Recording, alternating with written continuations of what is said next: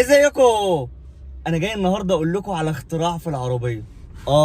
اختراع حاجه كده موجوده في العربيات من اول ما العربيات ابتدت ومحدش بيستخدمها.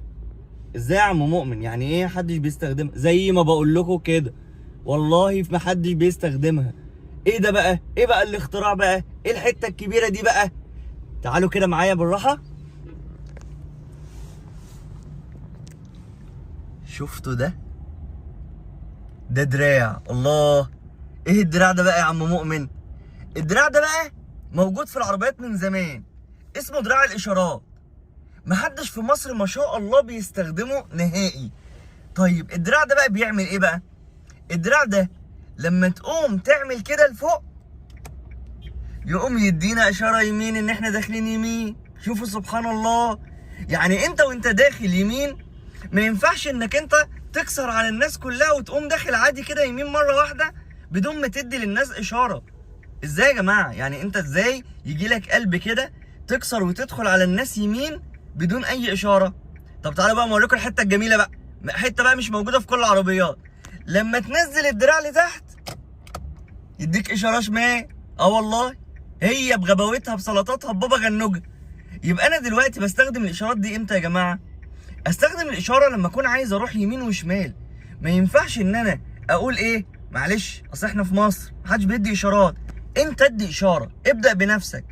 انا لما اكون عندي الدراع ده انا بعرف الناس انا داخل يمين امتى وداخل شمال امتى. ولو انا هقف او ان انا عندي حاجه قدامي او في مشكله، في عندنا زرار جميل كده لونه احمر اهوت.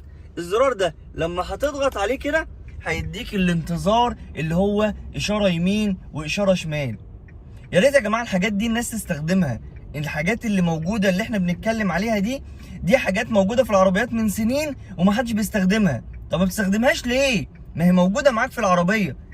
ايه اللي هيعرف الناس مع احترامي الكامل ليك ان حضرتك داخل يمين وشمال؟ ايه يعني اللي هيعرفه؟ ايه هتطلع ايديك تقول له انا داخل يمين؟ طب ما قبل ما تطلع ايديك اديله اشاره. هيفرق معاك ايه؟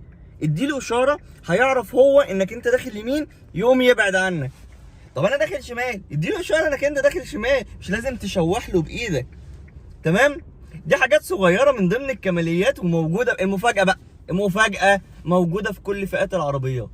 المفاجاه انها موجوده من زمان، من ايام البولونيز. والله يا جماعه، يا جماعه الحاجات دي موجوده معانا لازم نستخدمها. اشارات بعرف الناس انا داخل يمين وشمال. تجيش انت بقى يا عم المحترف، انا عارف انا الناس اللي هي ايه يقول لك انا مقطع السمكه وديلها ده، ويقوم قاطع الطريق وجايب الناس كله. بص، انا لسه متعرض لموقف حالا كده. واحد كان على شمالي وانا المفروض معدي والطريق كده، خدنا معاه والله خدنا معاه. لا وزعلان ما شاء الله اللهم بارك. يعني يا جماعه في حاجه اسمها ادب. السواقه فن مش عن صباح الفل عليكم، صباح الفل. استخدموا الاشارات.